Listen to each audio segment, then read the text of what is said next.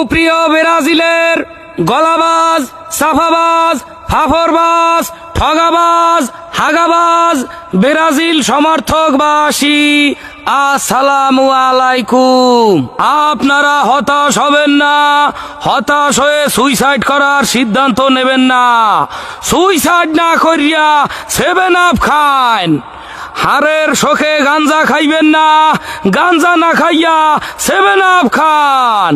চোখের জলে নাকের জলে হলুদ রঙের জার্সিডারে না ভিজাইয়া 7 আপ দিয়া ভিজান।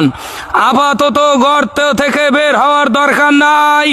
আপনাদের গার্লফ্রেন্ডদেরকে দেখে রাখার দায়িত্ব মগো। শুধুমাত্র গার্লফ্রেন্ডই নয়, সকল আর্জেন্টাইন ফ্যান ফলোয়ারের প্রতি বিশেষ দৃষ্টি আকর্ষণ করছি।